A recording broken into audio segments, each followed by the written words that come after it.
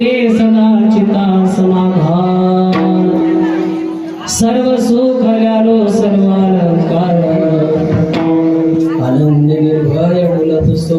प्रस्तुत प्रसंगी कीर्तन रूपी सेवेकरता घेतलेला अभंग जगतवंदनीय महान भक्त देहूचे सुप्रसिद्ध साधू श्रीमंत योगी श्रीमंत श्री जगद्गुरु तुकोबा यांचा 4 चरणाचा अभंग आहे.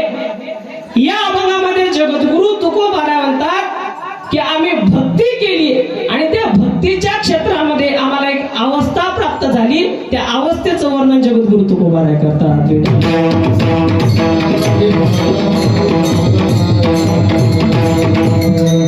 अभंगाकडे वळण्याच्या पूर्वी अल्पसाचा परिहार द्यायचा म्हणजे तो असा. मुक्त कैवल्य तेजनिधी ज्ञानी यांचे राजे साधकांचे मायबाप महाविष्णू मौली ज्ञानोबा यांच्या कृपा आशीर्वादाने चालत असलेला अखंड हरिनाम सप्ताह त्यामधली ही 4थ्या दिवसाची कीर्तन रूपी सेवा. खरं तर पहिल्यांदा मला पहिला दिवस दिला पण डॉक्टर साहेब म्हणे गेल्या वर्षी तुमचा पहिला झाला या वर्षी थोडं तुमचं प्रमोशन करू. पुन्हा 4था दिवस 4थ्या दिवसाची कीर्तन रूपी सेवा आज माझ्याकडे आलेली आहे. सेवेसाठी सर्व उपस्थित मंडळी महाराष्ट्रातील सुप्रसिद्ध गायनाचार्य श्री हरिभक्त पारायण परमपूज्य आदरणीय आमचे मामा खरं तर त्यांच्याकडे पाहिलं तर असं वाटतं तुकोबारांचं एक प्रमाण आठवतं. तुकामने वृद्ध होती तरुणी रे.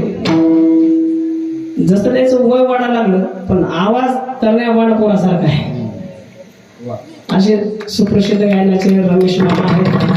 श्री हरिभक्त पारायण परमपूज्य आदरणीय बाबाचं नाव काय मला माहित नाही प्रकाश महाराज. श्री हरिभक्त पारायण परमपूज्य आदरणीय गायनाचार्य राम महाराज आहेत. श्री हरिभक्त पारायण परमपूज्य आदरणीय हाडाचे वरकरी आमचे गणेश गणपती आहेत. बालगोपाळ मंडळी आहेत. श्री हरिभक्त पारायण परमपूज्य आदरणीय अंकुश महाराज आहेत. आमचे किसन बाबा आहेत. भालदार चौकदार आहेत. नजर लागावे असे विनेकरी आहेत. सुंदर असे मृदुंगाचार्य आहेत आणि उपस्थित सर्व मंडळी. इथं बघत तिकडून इनो मामा दिसायला लागले. आमचे आडे मामा दिसायला लागले. आमचे कारभारी मामा दिसायला लागले. काय मेळा बघा सगळीकडे तर मामाचाच मेळा लागला. सर्व उपस्थित मंडळी आता काय मला तिथं सर्वच मंडळी माझ्या परिचयाचे. लहान ना लहान लेकरू मला ओळखत इथं त्यामध्ये अंधारातली सुद्धा मला ओळखतो. सगळेच मंडळी ओळखीचे आहेत मला. आता कोणाचं नाव घेऊन कोणाचं सोडवा असणार. मी बी थोडस दोस्कलट होतो. मी बी तुमच्या सगळ्याचं नाव एका उखाण्यातच पांडुरंगाच्या चरणी फूल टाकतो वाकून. पांडुरंगाच्या चरणी फूल टाकतो वाकून तुमच्या सगळ्याचं नाव घेतो. ज्ञानोबा शिवालाल महाराजाचा मान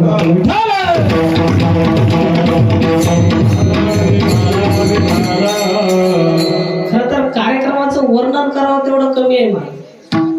कारण तांडा म्हणले की नाही का आता काल बापानं सांगितलं का तांडा म्हणले की तांड्यामध्ये सप्ताह म्हणले की माणसाच्या मनामध्ये एक येतं की तिथं नियोजन नसेल कोणती सोय नसेल. पण मला वाटतं ज्यांना असं वाटत असेल त्यांना फक्त सोय कशी असते नियोजन कसं असते हे जर दाखवायचं असलं ना तर आमच्या बळीराम तांड्याचं नियोजन दाखवा लागेल. इतकं सुंदर नियोजन केलेलं आहे महाराज. माझे शब्द तर अपुरेच आहेत. जगद्गुरु तुकोबारा यांच्या शब्दाचा मागोवा घेतो. जगद्गुरु तुकोबारा म्हणतात जर इतक्या छोट्याशा खेड्यामध्ये जर तुम्ही इतके सुंदर कार्यक्रम करत असाल ना तर यांच्या पायावरी डोई माझे यांच्या पायावरी डोई माझे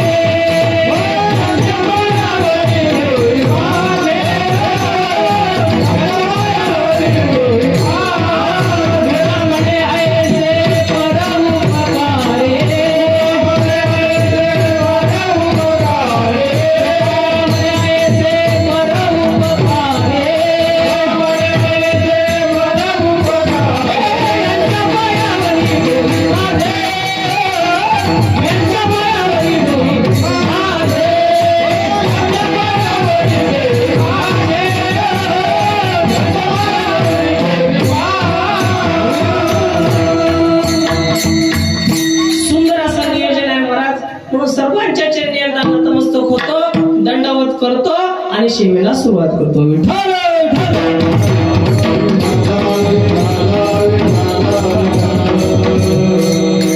या अभंगामध्ये जगद्गुरु तुकोबारा म्हणतात भक्तीच्या क्षेत्रामध्ये आम्हाला एक अवस्था प्राप्त झाली. एक लक्षात घ्या महाराज श्री गुरु राऊत बाबांचं वाक्य आहे, माणसाने भक्तीच्या क्षेत्रामध्ये सुरुवातीला बाबा प्रयत्न करावा. कारण प्रयत्न एक गोष्ट अशी आहे, अशक्य गोष्ट सुद्धा शक्य करून जाते. असाध्य ते साध्य करती साय असे. कारण अभ्यास. महाराज प्रयत्न जर केला, अभ्यास जर केला तर अशक्य गोष्ट अशी कोणतीच नाही. ज्ञानोबा सांगतात, ज्ञानोबा म्हणतात, मला सांगा कारभारी बाबा, आकाशातून समुद्रावरून चालणं सोपं आहे का?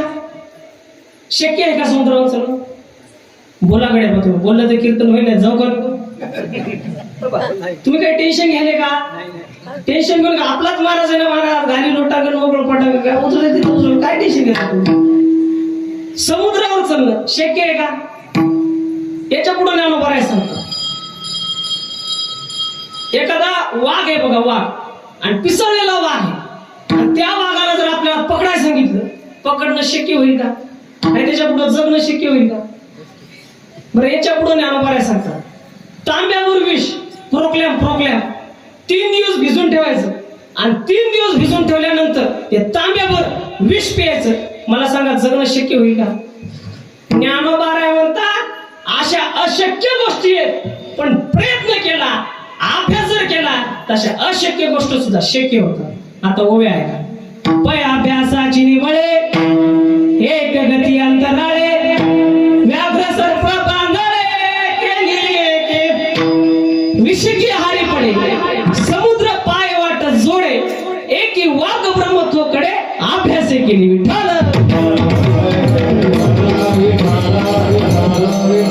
महाराज, अभ्यास जर केला, प्रयत्न जर केला, अशक्य गोष्ट अशी कोणतीच नाही. भला मोठा दगड आहे, तुकोबाऱ्या सांगतात, भला मोठा दगड आहे, त्या दगडाला फोडासाठी महाराज आपण डोजर आणतो, पण तो दगड फुटतो का? फुटत नाही. पण झाडाशी अशी इतकुशीच मुळी राहते, इतकुशीच. ती मुळी काय करते, तेवढा मोठा दगड त्याला छेदून आपला रस्ता करते. ओली मुळ वेदी, खडकाची अंग, अभ्यासाची सांग. पुन्हा लक्षात ठेवा, प्रयत्न जर केला, अभ्यास जर केला, अशक्य गोष्ट अशी काहीच नाही. महाराज, आम्ही प्रयत्न करायला तयार आहे. महाराज म्हणतात, तुम्ही प्रयत्न करायला तयार आहे, पण जगाचा प्रयत्न कसा चालला महाराज? निंदिले निंदावे, वंदिले वंदावे, आणि एक गेले धावे त्याची वाट. म्हणजे कसं सोपं आहे सगळं. मी तुम्हाला दृष्टांत सांगतो म्हणजे समजेल तुम्हाला. काय माहितीये का, बापाच्या संपत्तीवर मोठा झालेला एक पोरगा होता. आता मी काय कोणाला इथं उद्देशून बोलणं झालं बरं का, कारण कीर्तन म्हणजे काय असतं माझं, काय रेडीमेड कापडाचं दुकान असतं.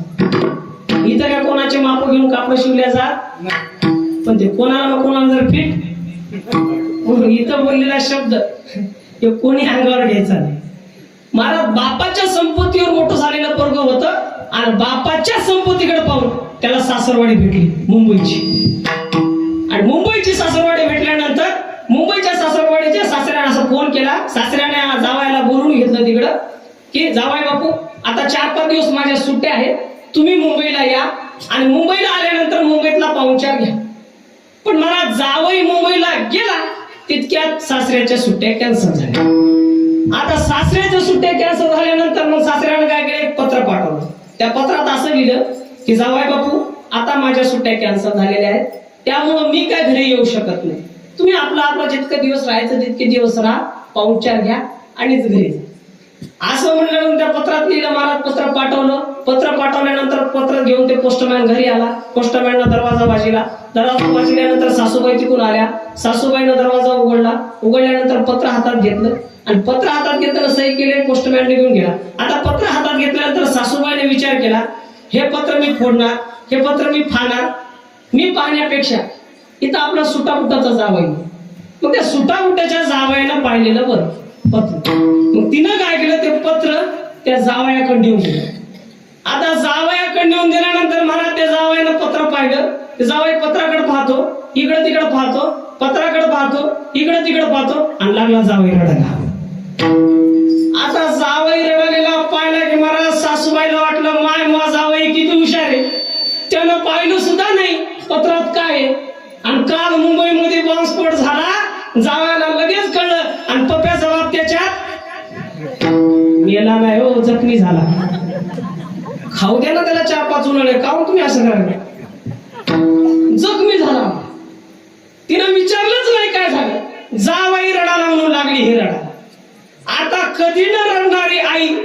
पाहिली तिच्या मुलीने. तिला वाटलं माई आई कधीच रडत नाही. तिनं विचारलंच नाही काय झालं ते. लागली मुलगी रडा. महाराज कधी न रडणारी मुलगी ते पाहिली घरच्या सुनानं. त्याला वाटलं ज्या आरती आमची नणंद रडते त्या आरती काही ना काहीतरी झालं. त्याईनं विचारलंच नाही काय झालं ते. लागल्या ती पण रडायला. त्याला पाहिलं महाराज त्याच्या नवऱ्यानं. त्याला वाटलं कधी न रडणाऱ्या आमच्या बायका रडायला लागल्या याचा अर्थ काही ना काहीतरी. त्यानं विचारलंच नाही महाराज काय झालं ते. लागली ते पण रडा. आता कधी न रडणारे मालक ते पाहिले नौकरांना. नौकराला वाटलं महाराज ज्या आरती आपले मालक रडतात त्या आरती काही ना काहीतरी. त्यानं विचारलंच नाही काय झालं ते. लागले ते पण रडा. आता कधी न रडणारे घर ते पाहिलं गल्लीतल्या. त्याला वाटलं ज्या आरती हे घर रडत त्या आरती काही ना काहीतरी. त्यानं विचारलंच नाही काय झालं ते. लागली गल्ली रडा. आता गल्ली झाल्यानंतर महाराज चौक आपल्याला वाटलं या गल्लीतले कधीच रडत नाहीत, हसत खेळत राहतात. ज्या आरती या गल्लीतले रडाले त्या आरती काही ना काहीतरी. त्यानं विचारलंच नाही काय झालं ते. लागले चौकातले रडा. आता याच्या पुढे असा कार्यक्रम व्हायचा महाराज. प्रत्येक जण यायचा विचाराच नाही काय झालं काय. आपलं बसायचं स्वर धरायचा आणि सुरू करायचं. ते रडायला गमतीच राहते ना. माणसाचं रडणं आणि म्हशीचं वरगडणं सारखंच. सुरात रडतात कोण माहितीये का? आमच्या आया अशा सुरात रडतात महाराज. पोटानं माय आणि मला घेऊन जाणं आणि मला काऊन नेलं नाही, मला न्यायचं ना. आणि मी काय चिठ्ठी हरवली होती का? मला सांगा आई, जर देवानं असं केलं कसं कसं यायला ठेवायचं आणि तुम्हाला जशा काय सांगा. आपला देवाशी डायरेक्ट कॉन्टॅक्ट. महाराज पोलिस आले. पोलिसांनी चौकातल्याला विचारलं. पोलिसांनी एवढे ट्रॅफिक कस काय झाली चौकातल्याला विचारलं अरे तुम्ही का रडता रे? ते म्हणे गल्लीतले रडाले म्हणून आम्ही रडलो. गल्लीतल्याला विचारलं तुम्ही का रडता रे? ते म्हणे ते घरातले रडाले म्हणून आम्ही रडलो. घरातल्याला विचारलं तुम्ही का रडता रे? ते म्हणे नौकर रडाले म्हणून आम्ही रडलो. नौकराला विचारलं तुम्ही का रडता रे? ते म्हणे आमचे मालक रडाले म्हणून आम्ही रडलो. मालकाला विचारलं तुम्ही का रडता? ते म्हणे आमच्या बायका रडाल्या म्हणून आम्ही रडलो. बायकाला विचारलं तुम्ही का रडता? ते म्हणे आमची नणंद रडाली म्हणून मी रडलो. नणंदला विचारलं तू का रडते? ते म्हणे माझी आई रडाली म्हणून मी रडलो. मग तिच्या आईला विचारलं तू का रडते? ते म्हणे जावई रडाला. मग पोलिसाला राग आला महाराज. पोलिसाची गच्ची धरली. पोलिसांना विचारलं ए जावया तुला काय कळते की नाही रे? तू का रडतो? तेवढ्यात जावया म्हणे पोलीस साहेब एक सांगू का? म्हणे काय आतापर्यंत मी कोणालाच नाही सांगलं. सांगू का? म्हणे सांग. मला पत्र वाचताच येत नाही. आता मला सांगा महाराज जावई का रडत होता? दृष्टांत इथं संपला. सिद्धांताकडे या. जावई का रडत होता? त्याला वाचता येत नाही. सासू का रडत होती? बाकीचे गाव.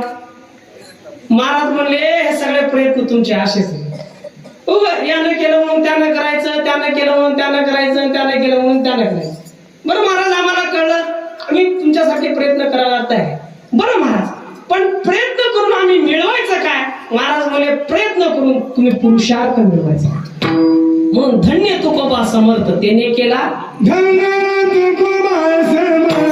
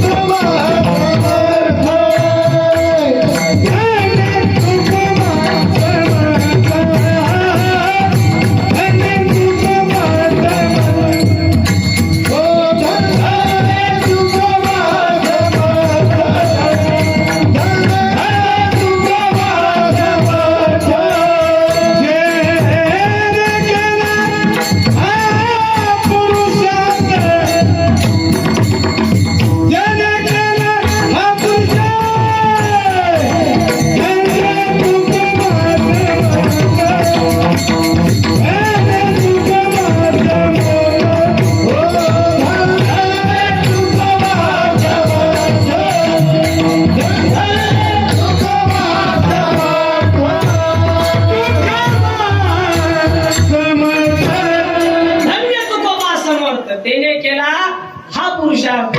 महाराज प्रयत्न करून पुरुषार्थ मिळवायचा. पण महाराज तुम्ही थोडा अवघड शब्दच वापरायला लागले. काय हे पुरुषार्थ पुरुषार्थ म्हणजे काय आम्हाला कळत नाही. पुरुषार्थ म्हणजे महाराज थोडं लक्ष देणार का. पुरुषार्थ म्हणजे विकारावर विजय मिळवणं. ज्यानं विकारावर विजय मिळवला त्यानं पुरुषार्थ साधला. आणि विकार काय एवढे सोपं नाहीत महाराज. आणि विकार काय एवढे सोपे नाहीत महाराज. बोल नका मागे 6 प्रकारचे विकार सांगले जातात. काम, क्रोध, मद, दंभ, अहंकार. काम, क्रोध, मत्सर, दंभ, अहंकार असे 6 प्रकारचे विकार आहेत. आणि महाराज ज्यांच्या जीवनामध्ये हे विकार असतील ना त्याला परमार्थ घडत नाही. मी प्रत्येकाला तुम्हाला प्रमाण देईन. ऐका, जीवनामध्ये जर आपल्या काम असेल तर परमार्थ घडत नाही महाराज. मग तुकोबाराय म्हणतात काम नाही आणि झालं पाहिजे. रिकामा व्हायला पाहिजे महाराज. आणि 2दा काम नाही शब्द वापरला म्हणजे इकडचा काम नाही तिकडचा काम नाही. झालं पाहिजे आणि ज्यानं रिकामा झाला त्याला परमार्थ. आणि दुसरा जो आहे क्रोध महाराज. आणि क्रोध आता कसं झालं. क्रोध हा सगळ्यालाच झाला महाराज. आणि जास्त करून आपल्यामध्ये थोडा जास्त झाला. एखाद्याला जर चाल जर दिली नाही ना मला थोडीशी एखादं प्रमाण चाल वगैरे मोडेल नाही ते पिशे झालेल्या म्हशीवर पाहतो असं वटकावर. आपल्यामध्ये क्रोध नाही झाला. तुकोबाराय म्हणतात मी या कामाला आणि क्रोधाला असं बांधून खोलीमध्ये टाकून दिलेले. काम क्रोध बंदे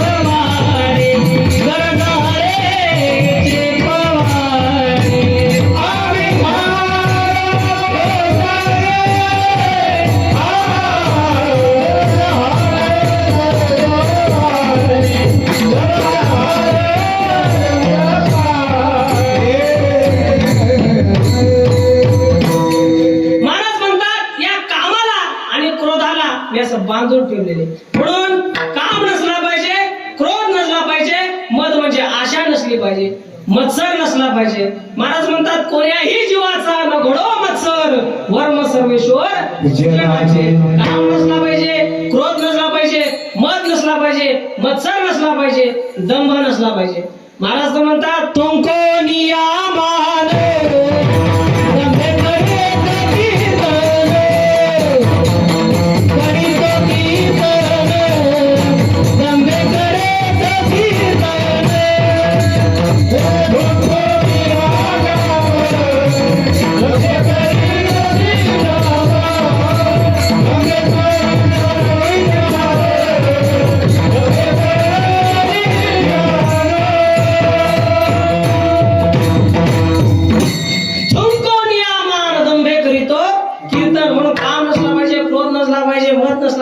मत्सर नसला पाहिजे आणि पुन्हा दंभ नसला पाहिजे. मान दंभ चेष्टा हे तो सुकराची विष्ठा.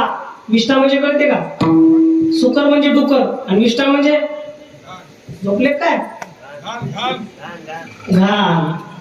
आणि ज्याला परमार्थामध्ये मान लागत असेल, दंभ लागत असेल त्यानं समजायचं आपण सुकराच्या विष्ठेप्रमाणे. म्हणून काम नसला पाहिजे, क्रोध नसला पाहिजे, मद नसला पाहिजे, मत्सर नसला पाहिजे, दंभ नसला पाहिजे. आणि शेवटचा सांगतात अहंकार नसला पाहिजे बाबा. तीळ मात्र जरी होय अहंकार मेरू तो समान भार देवा. अहंकार नसला पाहिजे महाराज. आणि माणसाला सध्या कसं झालं अहंकारच जास्त झाला. आणि 3 प्रकारचे अहंकार आहेत. एक ज्ञानाचा अहंकार झालेला आहे, दुसरा संपत्तीचा अहंकार झालेला आहे, तिसरा सौंदर्याचा अहंकार झालेला आहे. माणसाला ज्ञानाचा अहंकार कसा होतो माहितीये का. एक पोरग काशीला शिक्षण घेऊन आले आणि काशीला शिक्षण घेऊन आल्यानंतर महाराज गावामध्ये आला आणि तो प्रत्येकाला म्हणा लागला विचारा काय प्रश्न विचारा. जे भेटल त्याला म्हणायचं पट्ट्याचं काशीमध्ये शिक्षण झालं आणि विचारा काय प्रश्न विचारायचे. लोकांना वाटलं कशाला वया विचारायचं, काशीला शिक्षण झालं कशाला आपण प्रश्न विचारायचे. पण ते प्रत्येक जे कोणी भेटो त्याला म्हणायचं पट्ट्याचं काशीला शिक्षण झालं, विचार काय प्रश्न विचारायचं ते विचार. मग लोकांना वाटलं महाराज आपल्या गावाचा पोरगा आहे बा, काशीला शिक्षण घेऊन आला, याचा सत्कार ठेवा. सत्कार ठेवला मला, आणि सत्कार ठेवल्यानंतर त्याचा अहंकार जागा झाला. त्याला म्हणलं, सज्जन हो ऐका, माझं काशीला शिक्षण झालं आणि विचारा तुम्हाला काय प्रश्न विचारायचे ते विचार. तेवढ्या लोकांमध्ये एक शेळ्या वळणार पोरग बसलो होतो. शेळ्या वळणार पोरानं हात वर केला. त्यांनी विचारू का मी प्रश्न? त्यांनी विचारू का? विचार. कोणताही प्रश्न विचारू का? त्यांनी विचार. सांग. टक गोळ गोळ गोळ गोळ ब्या कुठं घडलं सांग. ते तर हँगच पडलं मला. ते म्हणे गाथा वाचली, ज्ञानेश्वरी वाचली, पंचदशी वाचली, असा का प्रश्न मला? त्यांनी असा काय प्रश्न विचारला? तूच तर म्हणला काही प्रश्न विचार. लोकांना टाळ्याच वाजी घ्या.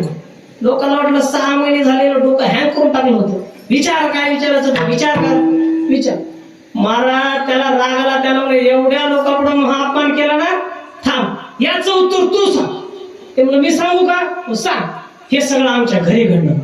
म्हणजे कसं, आमच्या इथे एक मोठं कवटाचं झाड आहे. मग त्या कवटाच्या झाडावरून एक कवट तुटलं आणि पत्रावर पडलं. टप. मग पत्राचे ते गुळगुळ गुळगुळ गुळ घुलत आलं. मग काय आमच्या इथे शेळ्या आता. मग ते शेळ्याच्या डोसक्यावर पडलं धप, आणि मग शेळी उरटली.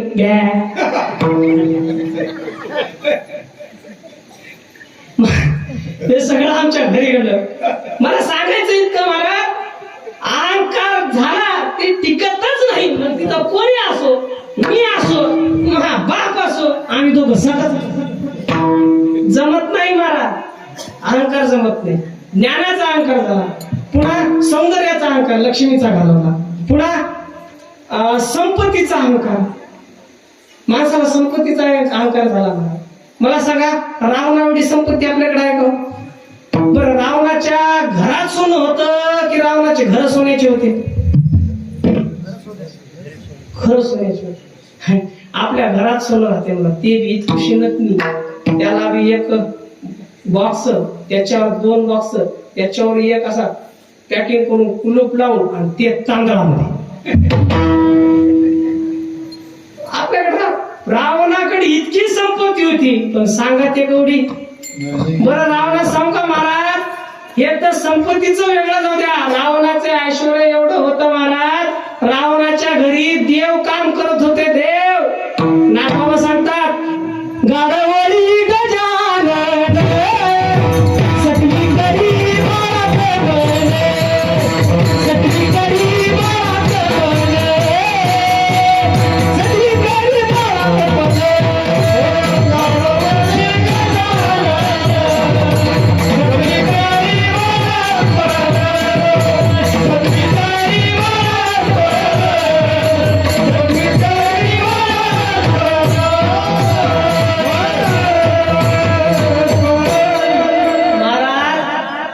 जे गणपती ना, गणपती गाडो वळाय होता. आणि सटवी माहितीये का तुम्हाला? सटवी कोण म्हणलं गावात?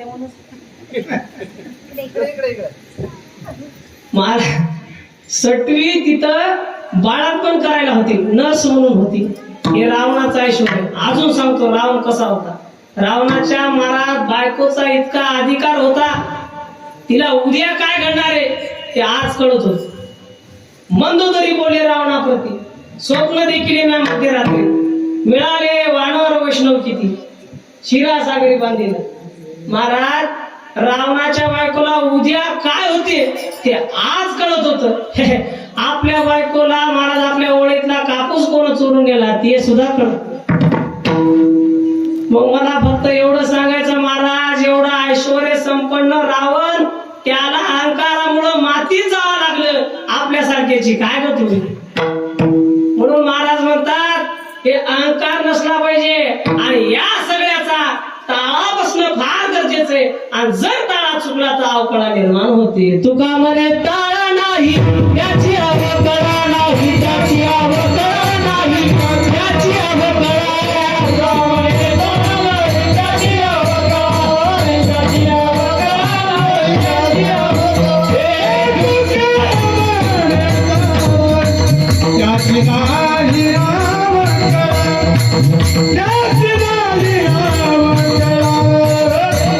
त्याची नाही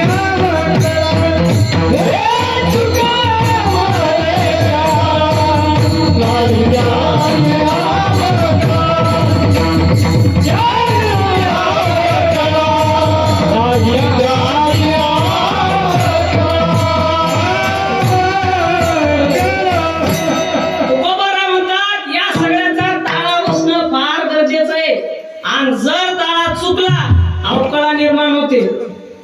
लक्षात ठेवा, ताळा चुकल्यावर कशी अवकळा निर्माण होते तुम्हाला दृष्टांत सांगतो, म्हणजे समजलं तुम्हाला.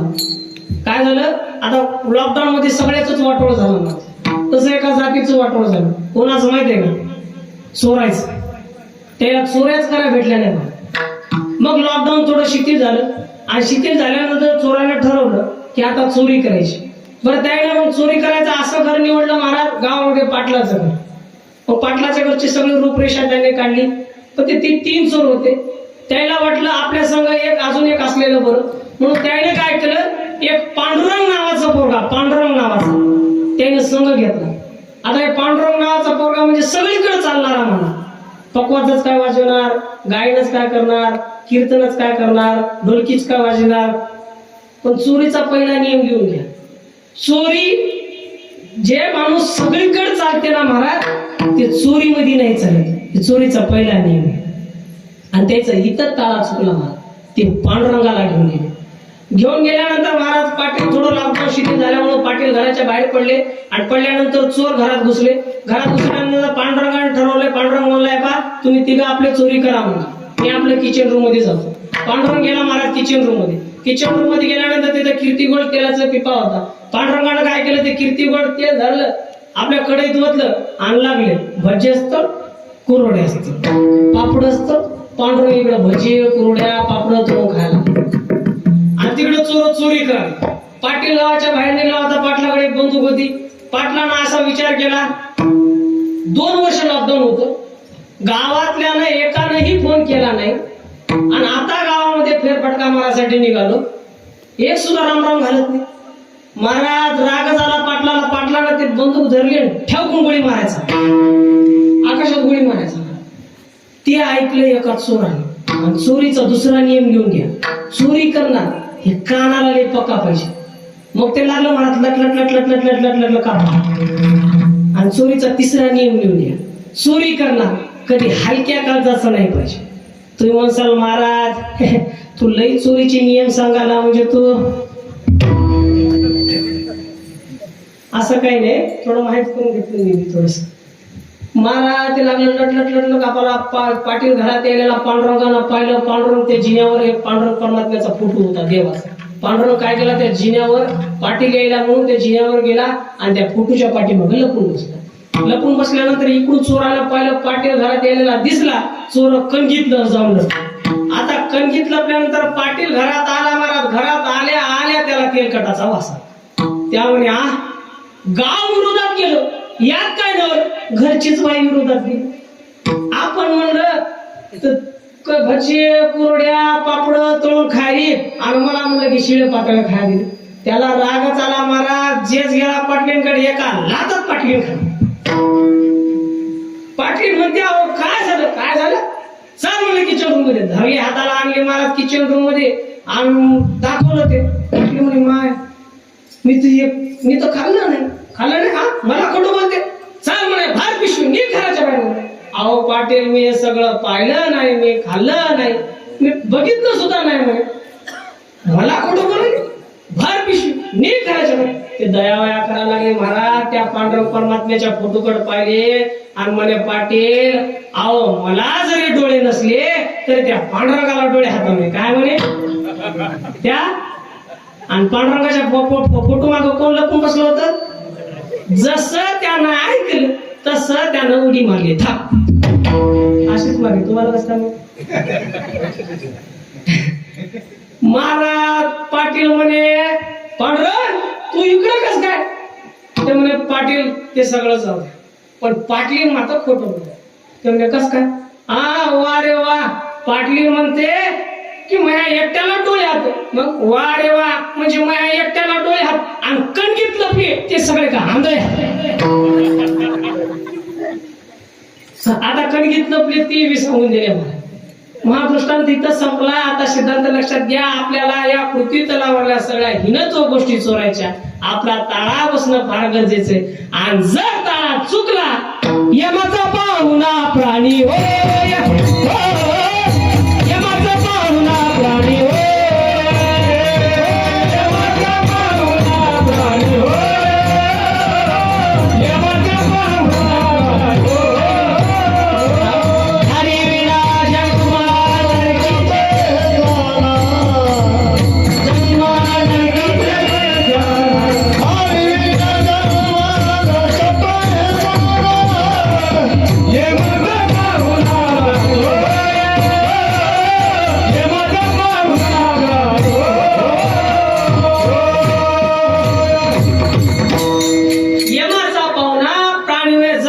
ताळात चुकला तर महाराज यमाचा पावना प्राणी होय, आणि जर ताळात बरोबर आला महाराज म्हणतात शांती दया पावना दुसरा पावना सांगितले.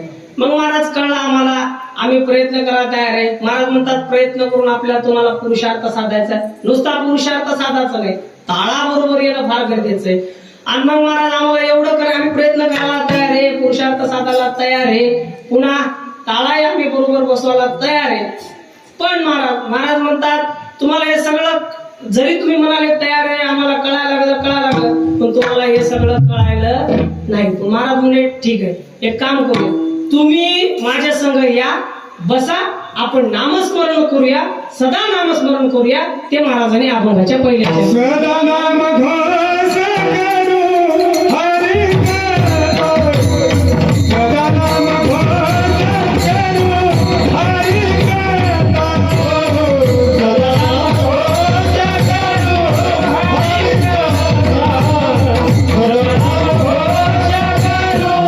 हरि करो, सदा नाम घोष करू हरि करो, सदा नाम घोष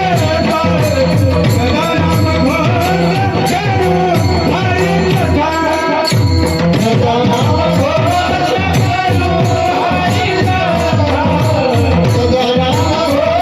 करू हरि कथा,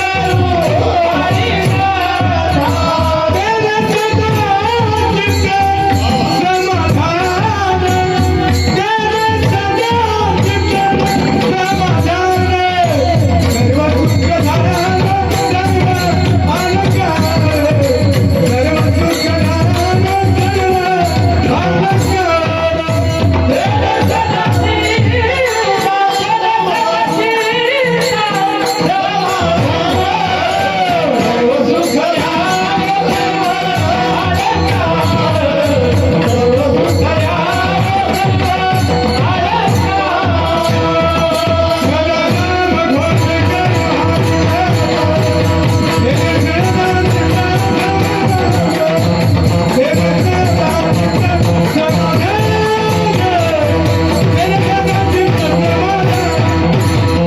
कथा, तेरे सदा चित्त समाधान, तेरे सदा चित्त समाधान,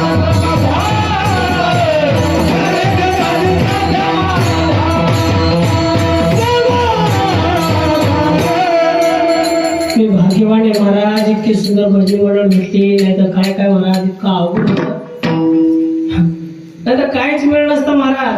कुठं काय असतं माहिती का, तुम्ही आम्ही खेळीमिळी आणि गदारोळी बसून नुसतं गदारोळीत राहतो, कुठं आहे लय अवघड आहे महाराज. कुठं मी त्या पांढरपूरला गेलो होतो, पांढरपूरला गेले होते, अहमदनगर मध्ये आहे ना, त्या पांढरपूरला गेल्यानंतर महाराज मी त्या गाडीच्या खाली उतरलो, गाडीच्या खाली उतरल्यानंतर पाहतो का इकडे तिकडे हिंडायला लागलो. म्हणजे महाराज सप्ता कुठे, ते म्हणजे सप्ता आहे या चिचाच्या खाली.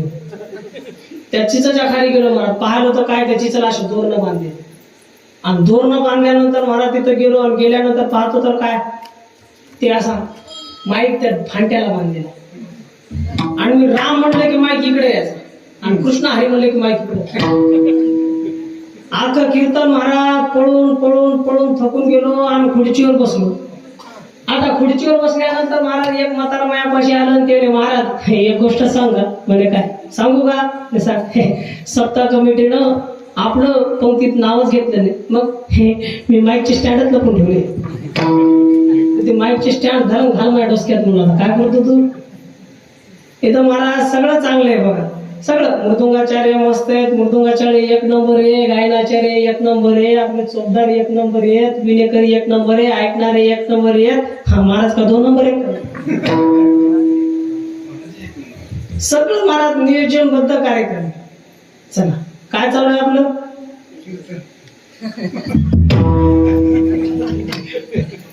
काय चालू आहे आपलं, तुम्ही विचार करा, मी येतो चहा घेऊन.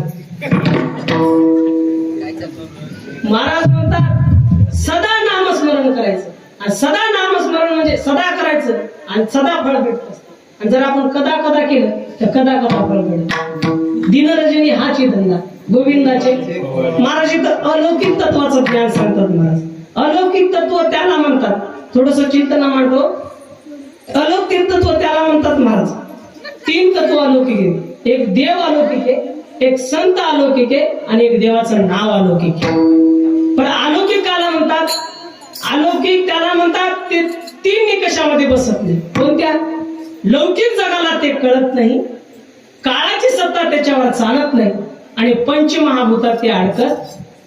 मग तीन अलौकिक कोणकोणत्या गोष्टी आहेत? देव अलौकिक आहे, संत अलौकिक, देवाचं नाव अलौकिक. अलौकिकाला म्हणतात तीन निकषामध्ये बसत नाही, काळाची सत्ता त्याच्यावर चालत नाही, पंचमहाभूतात ते अडकत नाही, पुन्हा लौकिक जगाला ते कळत नाही. देव अलौकिक का? तर महाराज लौकिक जगाला देव कळत नाही, पुन्हा काळाची सत्ता देवावर चालत नाही आणि पंचमहाभूतात देव अडकत नाही. बघा, काळाची सत्ता देवावर चालते का? कशाला चालव महाराज? चाले हे शरीर, देवच काळाला चालवतो. चाले हे शरीर कोणाची असते? कोण बोलवितो? देखवे ऐकवे एक नारायण तयाचे भजन. म्हणून महाराज काळाची सत्ता देवावर चालत नाही. लौकिक जगाला देव कळत नाही. लौकिक जगाला देव कळतो का? संतांनी देव विकाय काढला महाराज, विकायला. संत म्हणा लागले, देव घ्या कोणी, देव घ्या कोणी, देव घ्या कोणी, देव घ्या कोणी, देव घ्या कोणी, देव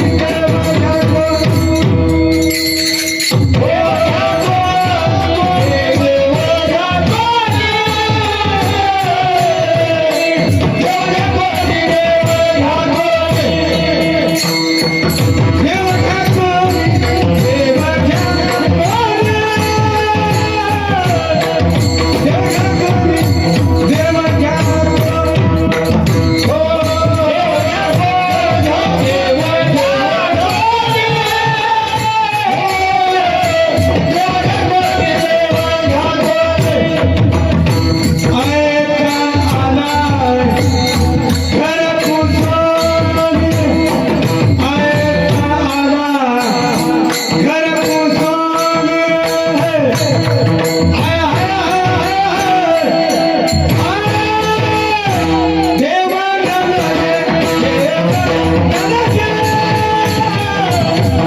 देव घ्या कोणी, देव घ्या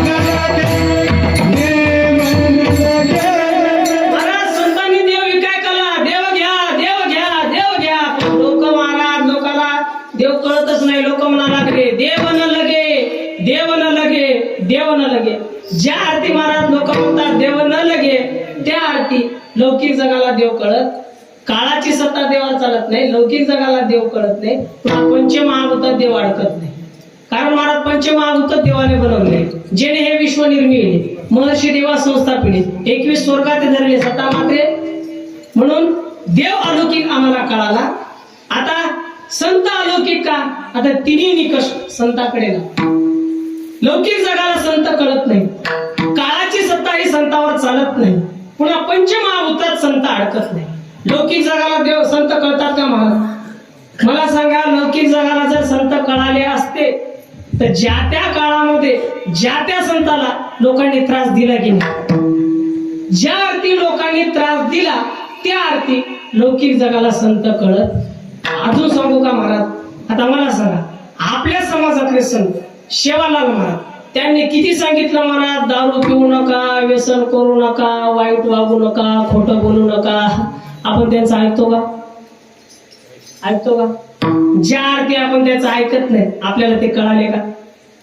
एक थोडा सांगू का? विषय थोडा बाजूला जाते पण सांगू का महाराज? संत आपल्यासाठी येत असतात, देव आपल्यासाठी येत नाही बरं का.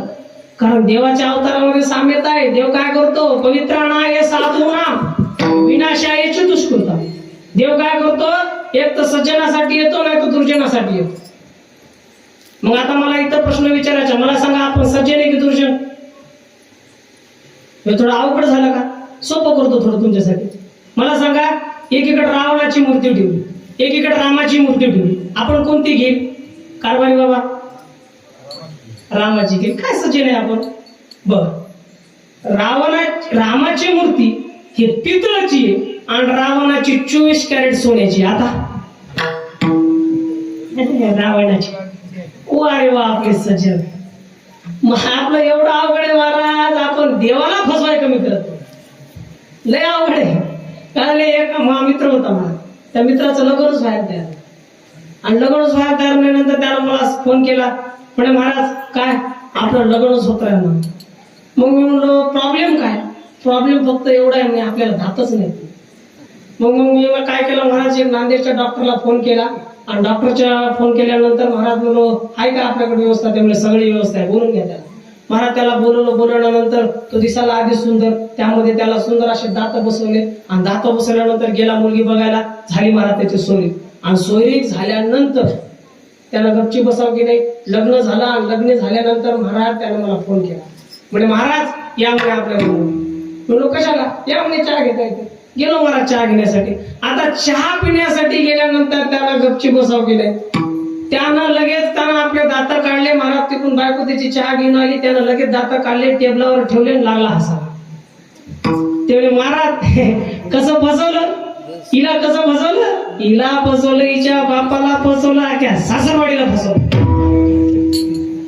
तिला जोर जोरानं हसाला पण महाराज चहा तिकडून बायको चहा घेऊन आली होती याला हसायला पाहिलं आणि हे असं म्हणलं बायको त्याच्यावर जोरात हसायला मी तर हँगच पडलो म्हणलं वहिनी अहो किती फसवलं तुम्हाला अहो बोचरे म्हणून ते म्हणजे महाराज यानं तर मला फसवलं असेल पण मी तर याला याच्याहून जास्त फसवलं म्हणलो कस काय महाराज त्यानं तर नुसतं आपले दात काढून टेबलावर ठेवले होते तिनं तर आपले केस डोसक्याचे केसच काढून ठेवलं होतं तुम्ही हसून घ्या येतो चालेल काही लोक हसायला मोकळे नाहीत मग असे हसायले जसे का जनरेटर लागलं मोकळं हसलं पाहिजे महाराज एवढं स्वातंत्र्य आपल्याला याला काय जीएसटी लागते नाही तुम्ही जर शहरामध्ये गेले ना लाफिंग क्लब नावाचे क्लास आहेत लाफिंग क्लब तिथं नुसतं हा हा हा हा करायला मला 2000 रुपये आहेत महिन्याला किती मग आपण किती भाग्यवान आहेत महाराज आपल्याला या बळीराम तांड्यामध्ये महाराज भगवंताच्या प्रेमामध्ये हसताही येतं आणि भगवंताच्या प्रेमामध्ये रडताही येतं महाराज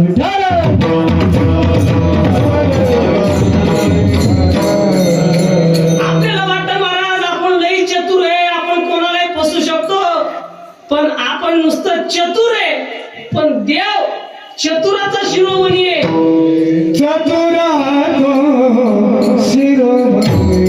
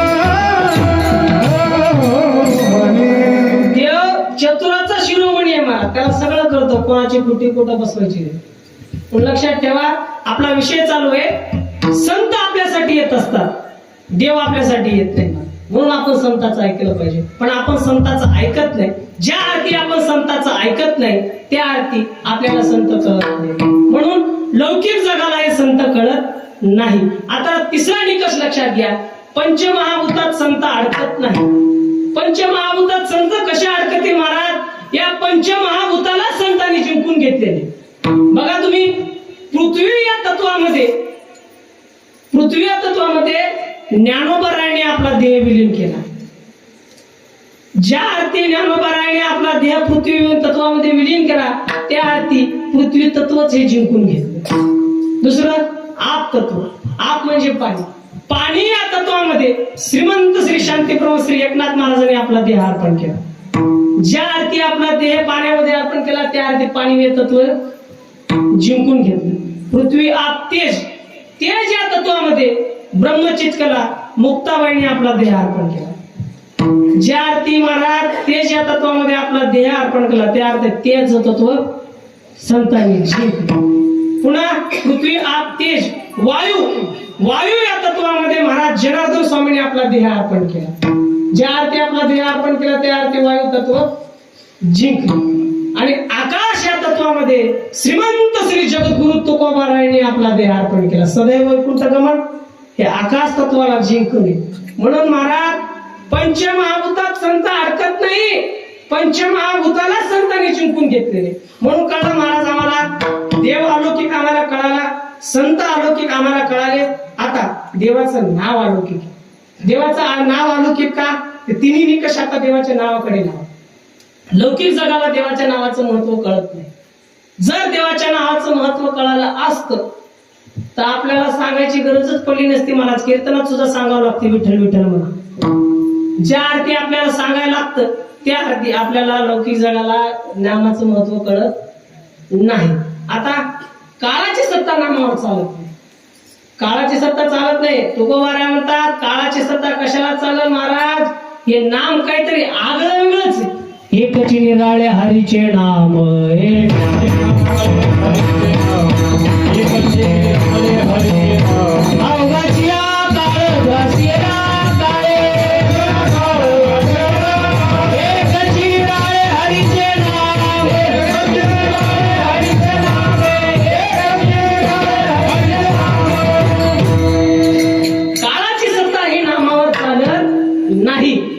तिसरा निकष घ्या, पंचमहाभूतात नाम अडकत नाही. आता लक्ष देऊन ऐका. पृथ्वी या तत्वापासून पाणी 10 पट व्यापक आहे. पाण्यापासून तेज 10 पट व्यापक आहे. तेजापासून वायू हे 10 पट व्यापक आहे. वायूपासून आकाश हे 10 पट व्यापक आहे. आणि आकाशापेक्षा कितीतरी पटीनं व्यापक जर काय असेल ते भगवंताचं नाव आहे. गगनावडी वाढ नाम आहे.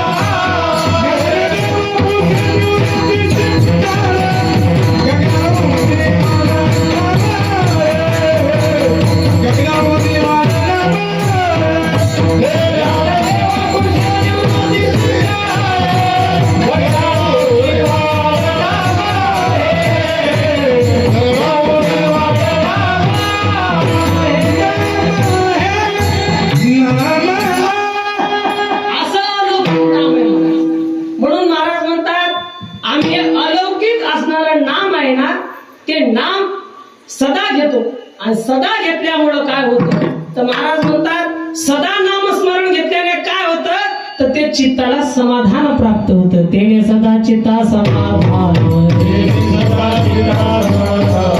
Jai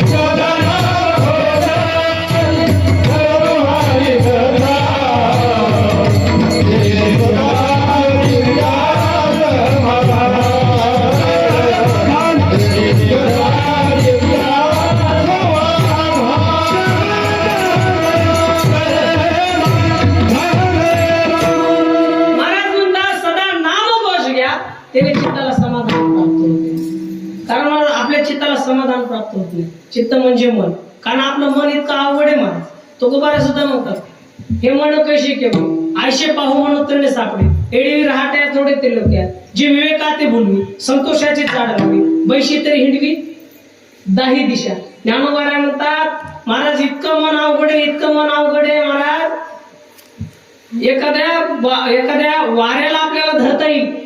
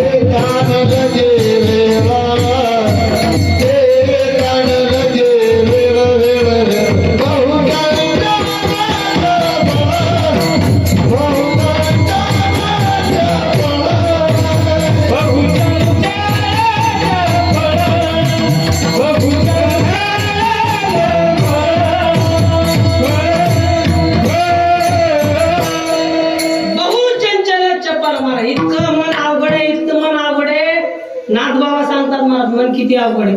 आकाशाची करील चौघडी महानिरूची बांधविल पुडी आणि शून्याची मुरळी नरडी परिमनाची निवाडी आणि मारी. इतकं मन अवघड आहे महाराज. किती अवघड आहे. अशक्य गोष्ट सुद्धा शक्य होते पण मनाचा निग्रह करणं फार अवघड आहे. आकाशाची चौघडी म्हणजे आपण ते दस्तीची घडी घालतो ना दस्तीची तशी आकाशाची घडी घालणं सोपं आहे का बाबा. झोपले काय. आकाशाची घडी सोपं आहे का असं काही घडी घालणं. पण यदा कदाचित त्या आकाशाची घडी घालणं सुद्धा सोपं होईल. पुन्हा नाथबाबा सांगतात महानिरूची बांधविली पुडी. आपण जे साखरेची वगैरे पुडी बांधतो ना तशी महानिरूची पुडी बांधता येईल. आता महानेरू पर्वत कोण पाहिले. कोण पाहिले. तुमचं काय दुखत का नाही म्हणजे मला सांगा तुमचं काय दुखालं काय. मला नेमकं कळत तयार नाही मला आपलं काय चाललं काय नाही पाहिलं नाही. एका जागी असं झालं ना मला मी उगा आपलं बोलत राहिलो एक मोतार माझ्या पुढे बसलो होतं ते असं करायचं.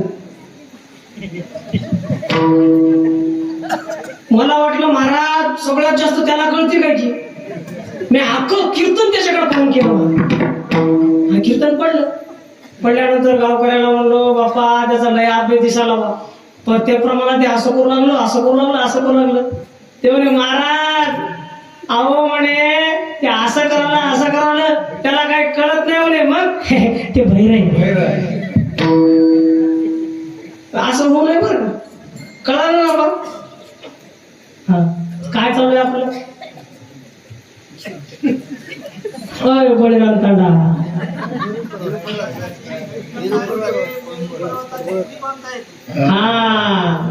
महाराज मेरू पर्वत कोण पाहिले का. नाही पाहिले. मी सुद्धा नाही पाहिले. पण नाथबाबा म्हणतात त्या मेरू पर्वताची पुडी बांधणं सोपं नाही पण यदा कदाचित ते सुद्धा शक्य होईल. पण मनाचा निग्रह करणं फार अवघड आहे. इतकं मन अवघड आहे महाराज. पण महाराज हे इतकं अवघड असणारं मन जर आपण नामघोष केला तर महाराज आपल्या मनाला समाधान प्राप्त होतं. म्हणून तेने सदा चित्ता समाधान. बरं महाराज कळलं आम्हाला. पण तुमच्या जीवनामध्ये याचा काही बदल झाला का. महाराजांनी तोच बदल अभंगाच्या दुसऱ्या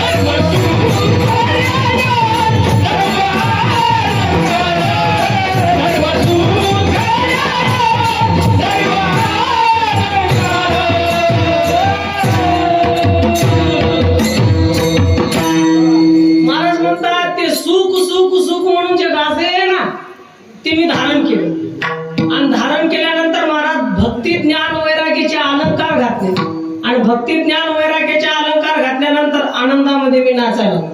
कारण महाराज एकदा आनंद जर आपल्याला प्राप्त झाला ना तर बाकी काहीच गोष्टी करायच्या गरज नाही. कारण आनंद एक गोष्ट अशी आहे महाराज, त्याला विरुद्धार्थी शब्दच नाही. मला सांगा, प्रत्येक गोष्टीला विरुद्धार्थी शब्द आहे. सुखाला कोणता विरुद्धार्थी शब्द आहे? दुःख. सुखाला दुःख. सकाळ संध्याकाळ, उन्हाळा पावसाळा. मला सांगा, आनंदाला कोणता विरुद्धार्थी शब्द? आनंदाला विरुद्धार्थी शब्दच नाही महाराज. महाराज म्हणतात तो आनंद आम्हाला प्राप्त झाला आणि आनंदामध्ये आम्ही डुलायला लागलो महाराज. आणि आनंदामध्ये डुलता डुलता असं झालं, आम्ही देह भानच विसरून गेलो आम्हाच्या तिसऱ्या चरणामध्ये. आसो ऐसे कोटे आठवत नाही, आसो ऐसे कोटे आठवत नाही, आसो ऐसे कोटे आठवत नाही,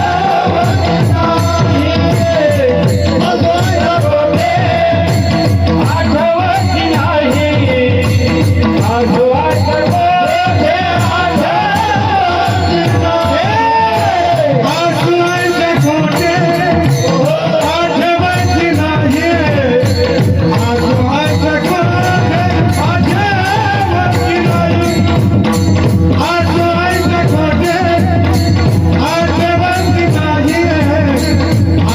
ऐसे कोटे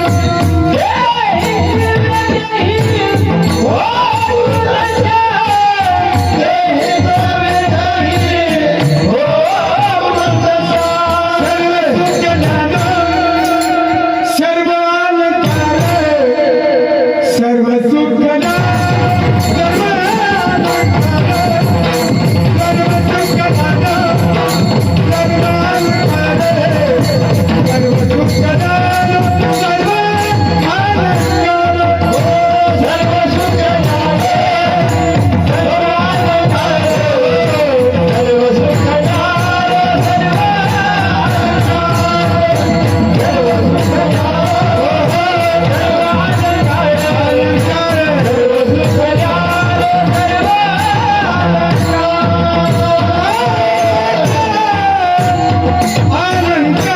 नाही, आसो ऐसे कोटे आठवची नाही देहीच विदेही भोगू दशा. आम्हाला महाराज विदेह अवस्था झाली. आम्ही कोटा हो कोट नाही विसरून गेलो महाराज. आठव गेला भावा भाव झाला स्वयमेव पांडुरंग. महाराज आम्हाला लक्षातच राहील नाही आम्ही काय करालो आम्ही काय नाही. कारण तो भगवान परमात्माच आम्ही अभ्यास केला ना महाराज. मग ही अवस्था झाल्यानंतर याच अवस्थेला महाराज म्हणतात आमचे अग्निरूप अवस्था झाली. ते महाराज आम्हाला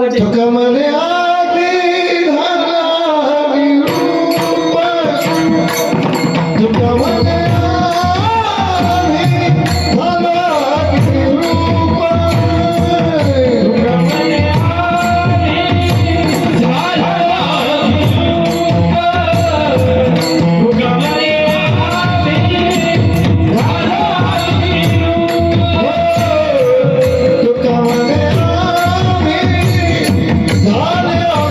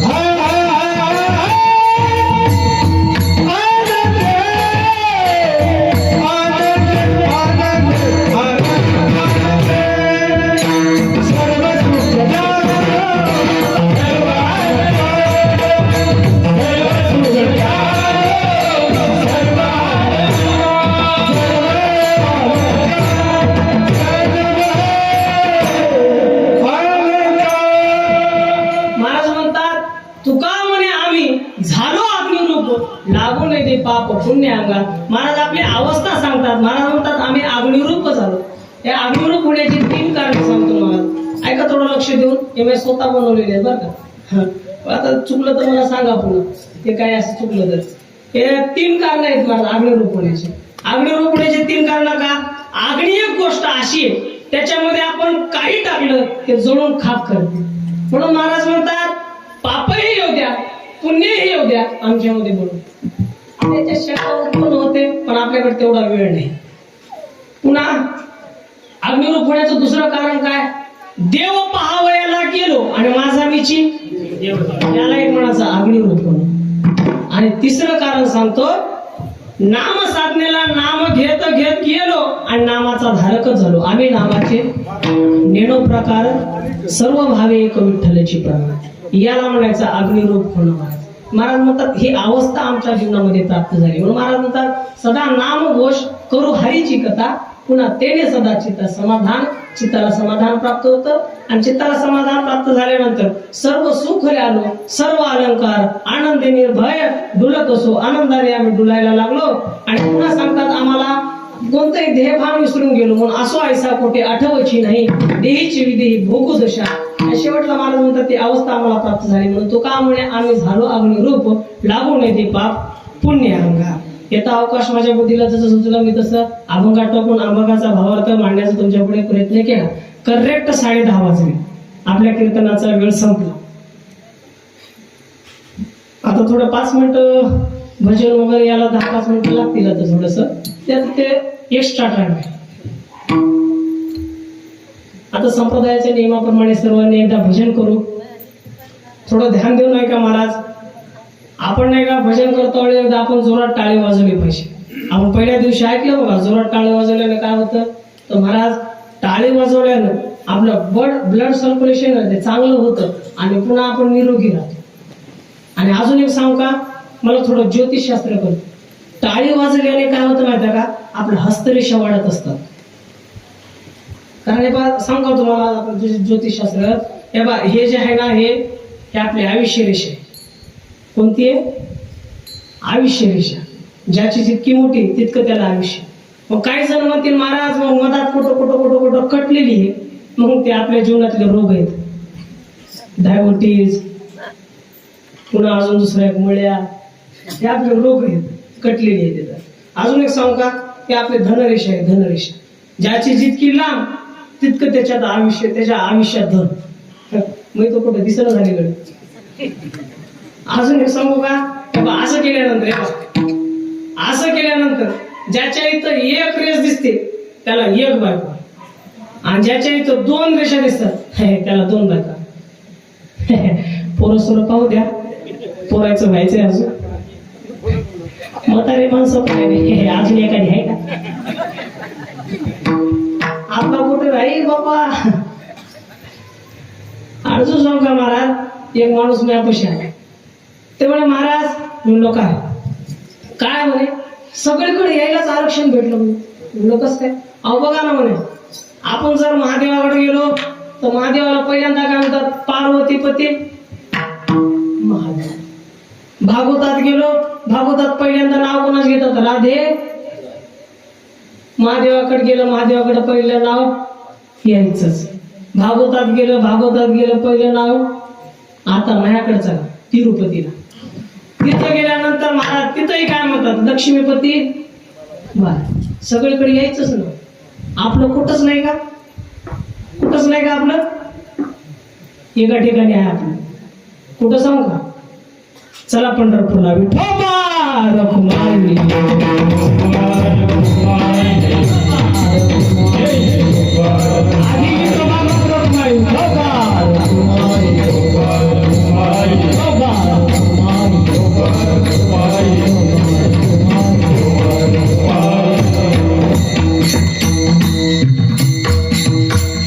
येता अवकाश माझ्या बुद्धीला जे सुचलं मी ते अभंगात टाकून अभंगाचा भावार्थ तुमच्याकडे मांडण्याचा प्रयत्न केला. अभंगाचा भावार्थ असाच असेल म्हणून सांगू शकत नाही, कारण इतके विद्वान लोक आहेत महाराज. मी गेल्या वर्षीच पाहिलं महाराज, गेल्या वर्षी काहीतरी 1-2 थोडेसे चिंतनामध्ये माझ्या 1-2 थोडेसे असे थोडे राहिले होते महाराज. त्या लोकांना असं सांगितलं मला, मी हँग झालो महाराज. एकतर आपण रात्रदिवस त्याच्यामध्ये राहतो, आपल्याला ते माहित असतं, पण यायला संसारात राहून महाराज आपल्या चुका काढतात म्हणजे किती महाग येते. आज माझ्याकडून जे काही राहिलं असेल ते मोठ्या मायबापाच्या अंतकरणाने माफ करा. अजून पोका तुमचाच आहे, आणि अजून महाराज बहुत करणे आहे ना, पुढेही बहुत करणे, अजून खूप आयुष्य बाकी आहे ना आपल्याला. खूप काही करायचंय महाराज पुढे अजून. पण काही चुकीचं असेल मोठ्या मायबापाच्या अंतकरणाने माफ करा, आणि जे काही चांगलं असेल ते माझ्या गुरुवर याचं समजून ग्रहण करा. तुमचाच मुलगा आहे महाराज, ज्याला 2 मुलं असतील त्यांना 3रा समजा, आणि ज्याला 4 मुलं असतील त्यांना 4था समजा, 5वा समजा, आणि ज्याला 1 मुलगा असेल त्याला 2रा समजा. ज्याला मुलंच नसेल त्याला मला दत्तक घ्या. आपल्या माय बापाच्या अंतकरणाने मला माफ करा. अभंगाचा भाव असाच असेल म्हणून सांगू शकत नाही. आणि सर्व भजनी मंडळाने सुद्धा सुंदर साथ केली, आमच्या मधुंगाचार्याने सुद्धा सुंदर साथ केली. आमच्या याचं नाव राहिलंच होतं, त्याने सुद्धा सुंदर अशी सिस्टीम. आमचे युट्यूब चॅनलवाले RD नाही का, RD चॅनल इकडून बापू आहे, सर्वच मंडळी आहे. महाराज तुमच्या चरणी दंडवत करतो, नतमस्तक होतो, आणि शेवटला इथंच पूर्ण विराम देतो. ज्ञानेश्वर माऊली